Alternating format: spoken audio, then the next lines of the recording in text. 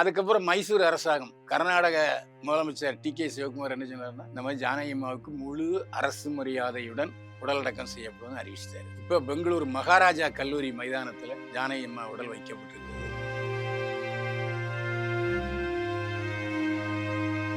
அதே மாதிரி அவருடைய பாடல்கள்ல ஏதாவது ரெட்டை அர்த்த வசனம், ரெட்டை அர்த்த வரிகள், ஆபாச வரிகள் இருக்குன்னா பாடலாசிரியரையோ அல்லது இசையமைப்பாளரோ கூப்பிட்டு இந்த வரி எனக்கு பிடிக்கல, மாத்திருங்க சொல்லி மாத்திய சம்பவங்கள் உண்டு.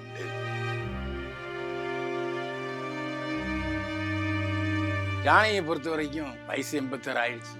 ஆனா அவருடைய இடத்தை வேறு யாராலும் நிரப்ப முடியாது. இளையராஜாவே ஜானகியுடைய பாட்டுக்கு அடிமை, அதாவது ஜானகியுடைய குரலுக்கு அடிமை.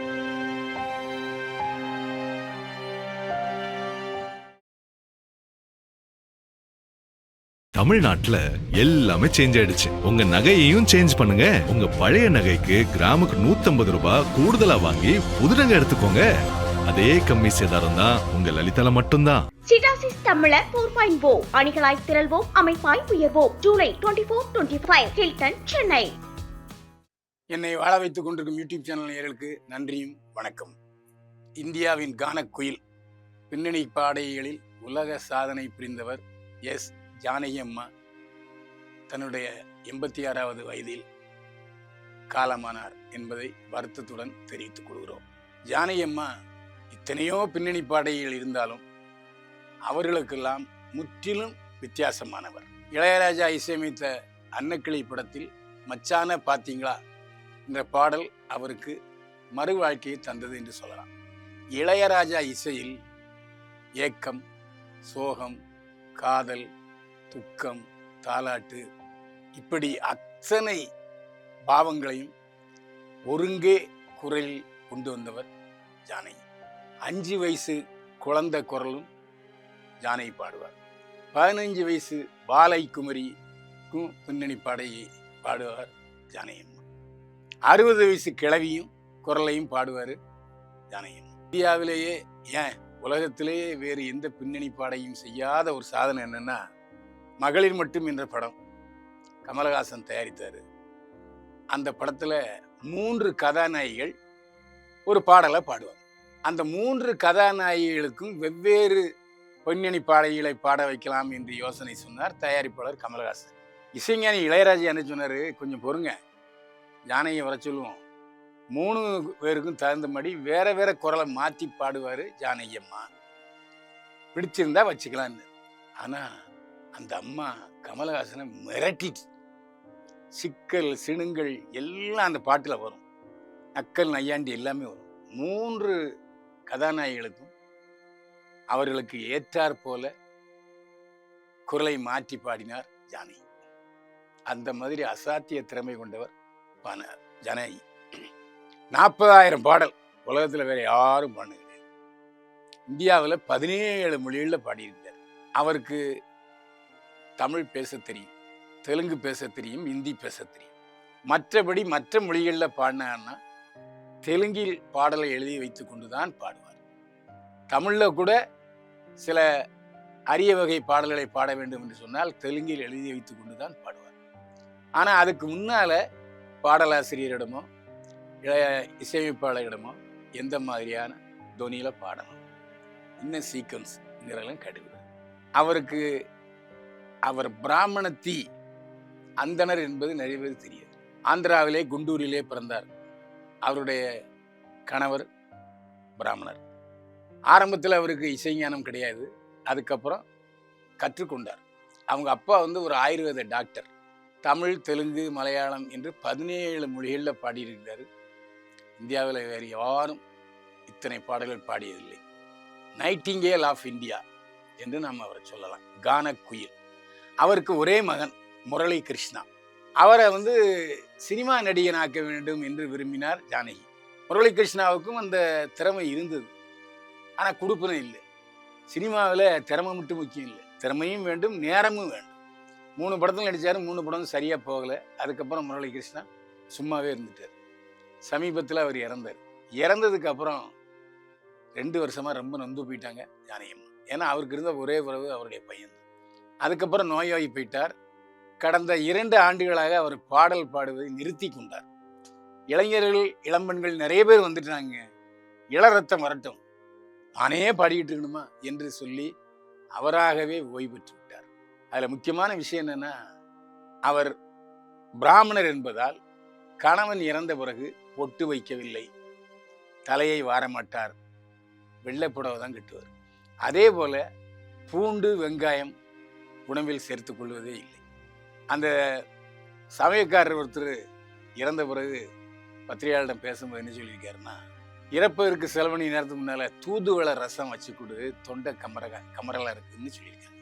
அந்த அம்மாட்ட நான் 27 வருஷமா சமயக்காரரை வேலை செய்கிறேன். ஒரு வருஷத்துக்கு முன்னால தனக்கு உதவியா இருக்கட்டுமே என்பதற்காக ஒரு பெண் உதவியாளரும் வைத்துக் கொண்டார் என்றார். அவருடைய பேத்தி அப்சரா என்ன சொன்னாரு, சொந்தக்காரங்க எல்லாரையும் திடீர்னு ஒரு மாசத்துக்கு 2 இடம் 3 இடம் கூப்பிட்டு அவங்க கூட நல்ல கலகலன்னு பேசிட்டு இருப்பாரு. உறவுகளுக்கு நிறைய செய்தவர் எங்க பாட்டி. அவர் பேர் அப்சரா. அவர் தான் இப்போ பாட்டியை கவனிச்சிட்டு இருக்காரு. அவர் மாரடைப்பு என்று சொன்னது நாங்கள் மைசூரில் உள்ள அப்போலோ ஆஸ்பத்திரியில் சேர்த்தோம். மருத்துவமனையில் தான் மரணம் அடைந்தார் எங்க பாட்டி. அதுக்கப்புறம் வீட்டுக்கு கொண்டு வந்தோம். அதுக்கப்புறம் மைசூர் அரசாங்கம், கர்நாடக முதலமைச்சர் டி கே சிவகுமார் என்ன சொன்னார்னா, இந்த மாதிரி ஜானகி அம்மாவுக்கு முழு அரசு மரியாதையுடன் உடல் அடக்கம் செய்யப்படும்னு அறிவிச்சிட்டாரு. இப்போ பெங்களூர் மகாராஜா கல்லூரி மைதானத்தில் ஜானகி அம்மா உடல் வைக்கப்பட்டிருக்கிறது.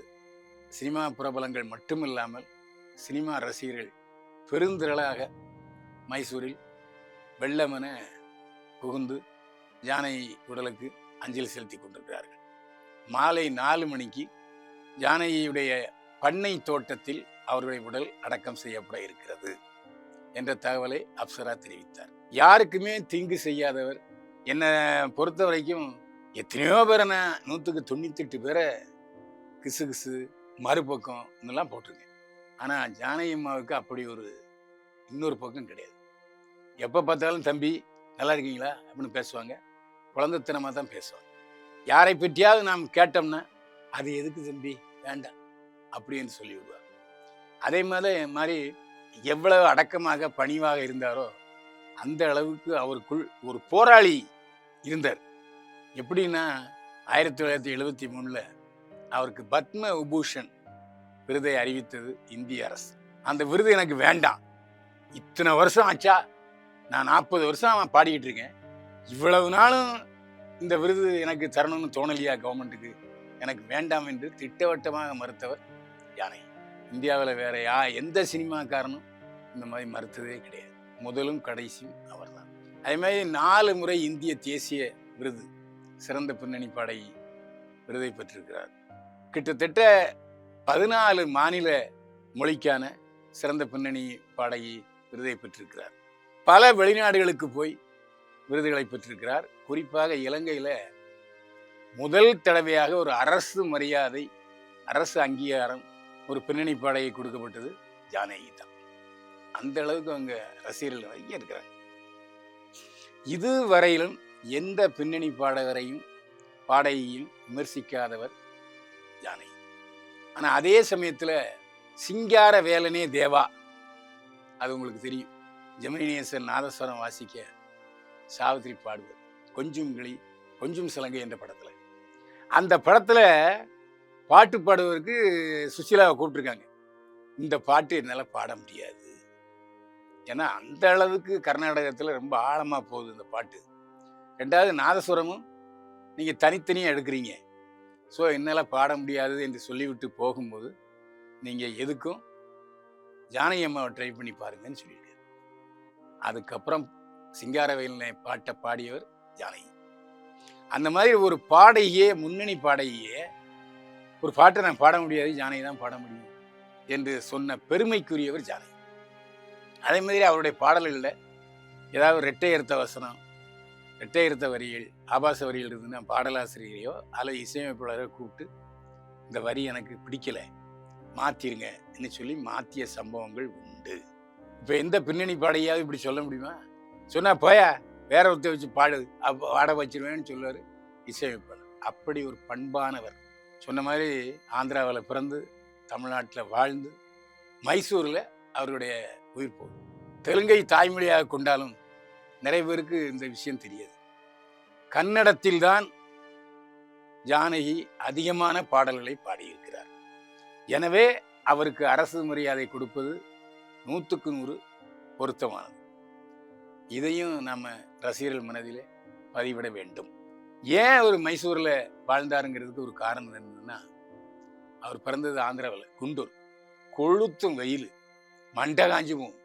அப்படிப்பட்ட சூழலில் அவர் மலையாளம் தமிழ் எல்லா பாடல்கள் பாடும் பொழுது அவர் தேர்ந்தெடுத்த இடம்தான் மைசூர். எப்போவுமே ஒரு ஏசியில் இருந்த மாதிரி ஒரு ஃபீலிங் இருக்கும் மைசூர் போனால். அது மைசூருக்கு போனவங்களுக்கு தெரியும். நான் பல படப்பிடிப்புகளுக்கு போயிருக்கேன். அதனால் மைசூரை தேர்ந்தெடுத்து அங்கு ஒரு பண்ணையும் வாங்கி வீடு கட்டி வாழ்ந்தார். அங்கே தான் அவருடைய மகனும் அவருடைய பேத்தியும் இருந்தாங்க. ஜானகியை பொறுத்த வரைக்கும் வயசு 86 ஆயிடுச்சு. ஆனால் அவருடைய இடத்தை வேறு யாராலும் நிரப்ப முடியாது. இளையராஜாவே ஜானகியுடைய பாட்டுக்கு அடிமை, அதாவது ஜானகியுடைய குரலுக்கு அடிமை. அந்த சமயத்தில் அன்னக்கிளை சமயத்தில் அதிகமான பாடல்களை பாடியவர் யாருன்னா பின்ன பி. சுசீலா தான். ஆனால் பி. சுசீலாவை விட அந்த குரலை விட ஒரு மயக்கும் தித்திக்கும் குரலை கொண்டவர் ஜானகி என்பதை அறிந்து கொண்ட புரிந்து கொண்ட இளையராஜா அவருடைய படங்களில் எல்லாத்துலேயும் பாடல்கள் கொடுத்தார். எல்லா பாடல்களும் பார்த்தீங்கன்னா இன்னைக்கும் கேட்டுக்கிட்டே இருக்கலாம். அதாவது காரில் போகும்போது சரி, பஸ்ஸில் பயணம் போகும்போதும் சரி, இல்லாட்டி வாக்கிங் போகும்போதும் சரி, அந்த பாடல்களை கேட்டால் அதாவது சொர்க்கத்துக்கு அருகாமையில் நம்ம இருக்கிற மாதிரி இருக்கும். கவலைகளை எல்லாம் மறந்து விடலாம். அந்த அளவுக்கு பாடலை பாடியவர் ஜானகி. அப்பேற்பட்ட குரலுக்கு சொந்தக்காரியான ஜானகி இனிமேல் பிறப்பாரா என்றால் இல்லை. அந்த திறமை வேற யாற்றையும் இனிமேல் நம்ம பார்க்க முடியாது. அவருடைய உடல் இன்று மாலை 4 மணிக்கு அவருடைய சொந்த பண்ணையில் அடக்கம் செய்யப்படுகிறது என்பதை அவருடைய பேத்தி சொன்னார். அவருடைய இறுதி சடங்கு எல்லாமே அந்த பிராமணப்படி தான் நடந்து கொண்டிருக்கிறது. அவருடைய பேத்தி அப்சராவும் என்ன சொல்லியிருக்காரு, இது ஒரு ப்ரைவசி, எங்கள் ப்ரைவசியை கொஞ்சம் நீங்கள் அனுமதிங்கன்னு சொல்லி கெஞ்சி கேட்டுக்கொண்டிருக்கிறார். ஆனாலும் அவருடைய குரலுக்கு அடிமையானவர்கள் அஞ்சலி செலுத்தி கொண்டிருக்கிறார்கள். பி.எஸ். ஜானகி அம்மாவுடைய ஆன்மா இறைவனடி நிழலில் இளைப்பார இறைவனை பிரார்த்திக்கிறோம். மீண்டும் சந்திப்போம். வாழ்க வளமுடன். தமிழ்நாட்டுல எல்லாமே சேஞ்ச் ஆயிடுச்சு. உங்க நகையையும் சேஞ்ச் பண்ணுங்க. உங்க பழைய நகைக்கு கிராமுக்கு 150 ரூபாய் கூடுதலா வாங்கி புது நகை எடுத்துக்கோங்க. அதே கம்மி சேதாரம் தான் உங்க லலிதால மட்டும்தான். சிடாசிஸ் தமிழர் 4.0 அணிகளாய் திரள்வோம், அமைப்பாய் உயர்வோம். ஜூலை 24-25 ஹில்டன், சென்னை.